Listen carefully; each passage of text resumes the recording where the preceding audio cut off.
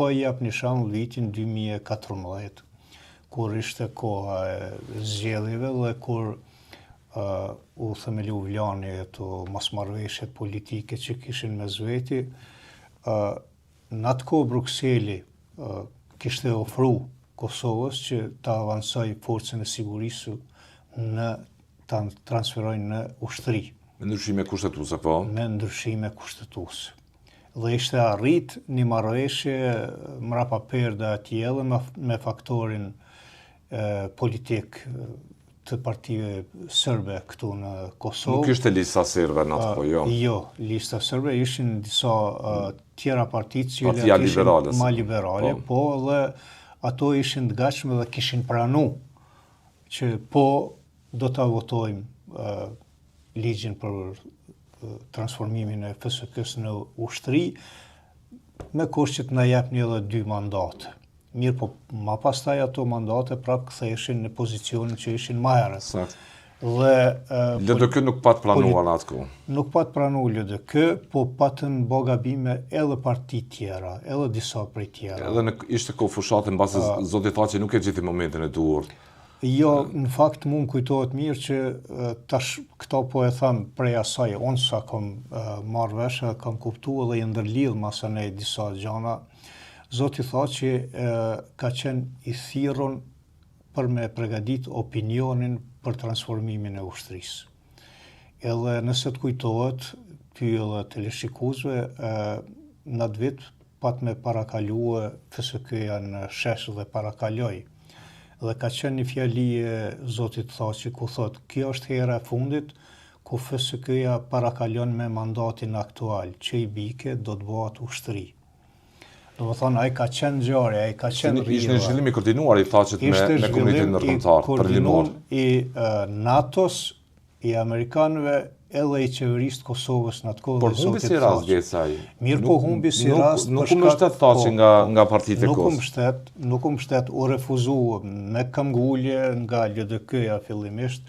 Nga tjerët, po. Bashkangjitën edhe vetëvendosje. Po, gjithë tjerë. 4 vite me vonë shtyr ky proces. Dhe dështoj. Dhe tash imagjinoje prej vitit 2014 deri tani sa kohë ka kalu dhe ku do të mund të ishte forca e sigurisë Kosovës sot dhe ku do të ishte siguria e Kosovës deri sot. Ndoshta sot FSK do ta kishte një garnizon në veri. Mirë, po në momentin kur dolën këto mosmarrëveshje të politikanëve, atëherë edhe Brukseli u tërhaq. Edhe ishte një fjali interesante një koloneli gjerman në KFOR këtu, në një takim jo zyrtar, ku e thot nuk guxon, thot NATO-ja dhe nuk guxon as KFOR-i me leju që Forca e Sigurisë të Kosovës, një forcë profesionale e trajnuar shumë mirë, me njerëz profesionistë, me këto kapacitete që i ka po profesionale, t'i lehet në dorë të politikanëve të papërgjegjshëm të Kosovës. Kjo ka qenë një goditje dhe grushti i rëndë për politikanët tanë. I kemi shkaktuar ndoshta vetë në ato momente me sjelljen tonë me betejën kundër njëri tjetrit, që të mos i lëmë trofen figurativisht njërit apo palës tjetër. NATO-ja dhe Brukseli kanë qenë të gatshëm. Politikanët tanë nuk kanë qenë të gatshëm për interesa të ngushta të tyre. E fundit, Zoti Gecaj, në funksion të kësaj klime që shërbasët e shohin me interes geostrategjik, geopolitikisht shumë të rëndësishme.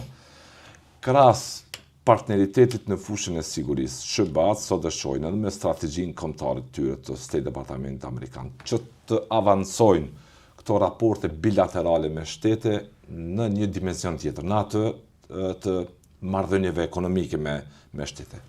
Krahas dimensionit sigurisë që është më herët, kësaj komponenti është shtuar edhe janë shtuar edhe interesat kryekput ekonomike amerikane që dëshirojnë ti vendosin në këtë arkitekturë të gjithë Evropës lindore, në gjithë kontinentin objektivisht dhe sa është më rëndësi të lexohet gjithë kjo situatë, të lexohet sakt, të mos të ndodhë Kosova që të jetë viktim në një presioni ta zëm të çfarëdo lloj qeverie që ajo mund të bëjë betejë në Evropë me Shtetet e Bashkuara për interesa ekonomike. Sa duhet ta ketë qartë Kosova kursin ekonomik, kursin politik në raport me SHBA-t? Në kursin politik është tepër e rëndësishme për shkak se këtu menjëherë përfshihet komponenta ekonomike dhe sigurisë.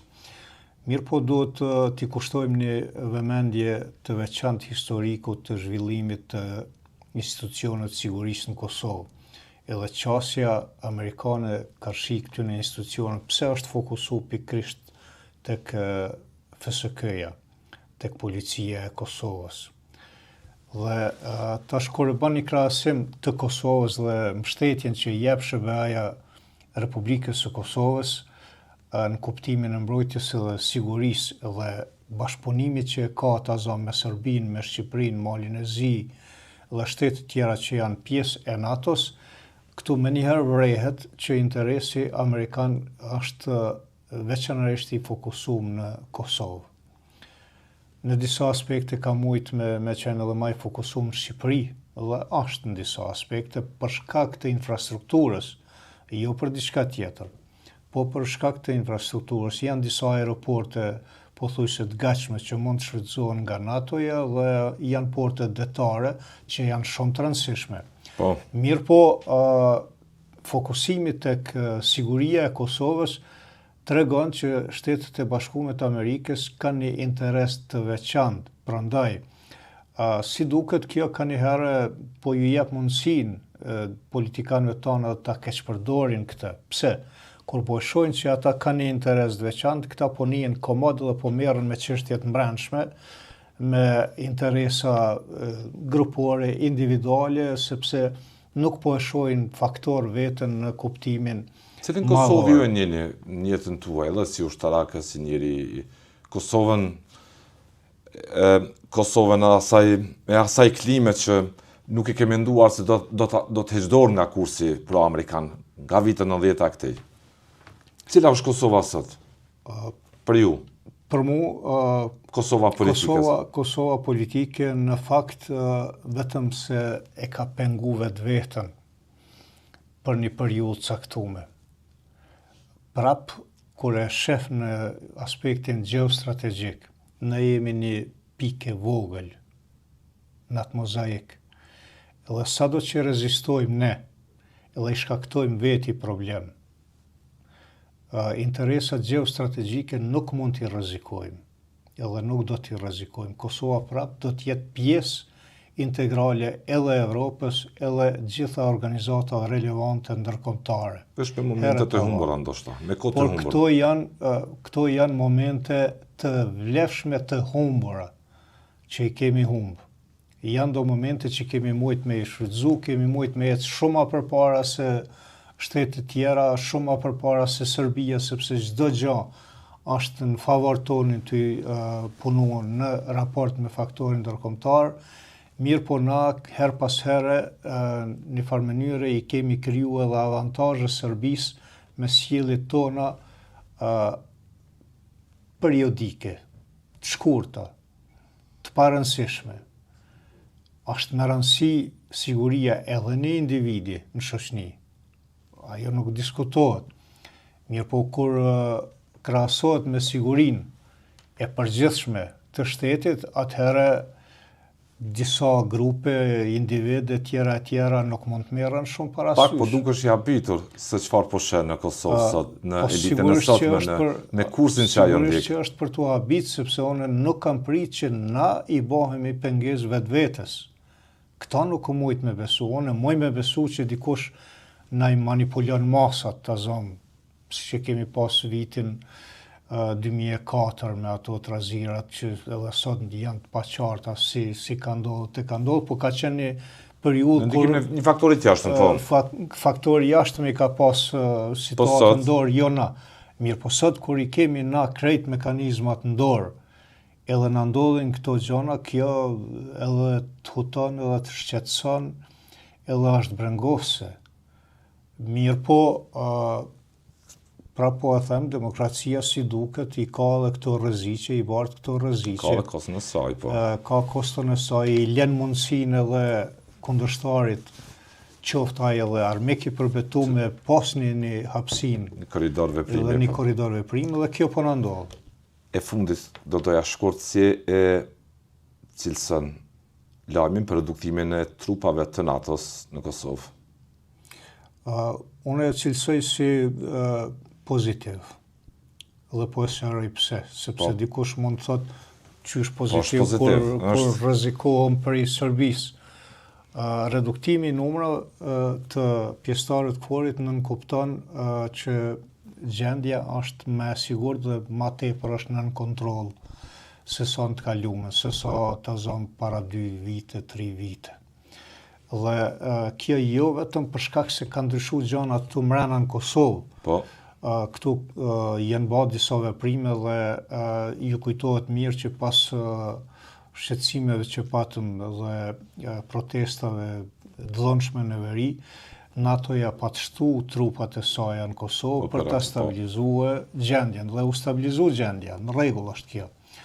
Por shumë më i rëndësishëm është edhe aspekti global i shtimit sigurisë, jo vetëm për Kosovën, po edhe për Evropën. Disa trupa që po tërhiqen prej këtu dhe janë tërhiqur prej disa shteteve tjera evropiane janë vendosur në një pozicion tjetër ku më tepër e shtyjnë Rusinë larg Evropës dhe me këtë shtymje larg Evropës në fakt e arrit edhe sigurinë në Kosovë. Dhe kjo ka ndikuar pozitivisht, prandaj ky reduktim në fakt është përshtatje me gjeostrategjinë, nuk është tërheqje e trupa, është përshtatje. Dhe kjo përshtatje nënkupton që këtu janë... janë... Më shumë përshtypje ju bën trupat amerikane, po dëgjuam për trupat amerikane. Për trupat tjera ka pasur reduktime, lëvizje gjithë në varësi të vlerësimit të situatave sigurisë. Mirë po e njëjta vlen edhe për trupat amerikane. Mirë po këto trupa që janë aktualisht këtu janë të mjaftueshme për me sigurue një ambient qetë dhe të sigurt për Kosovën këto rrethana të tanishme. Në qoftë se ndryshon situata për keq, prap këto trupa janë të mjaftueshme për të siguruar ambient që trupat tjera të vinë dhe të rilokohen prap në Kosovë dhe të forcohet prap siguria e Kosovës.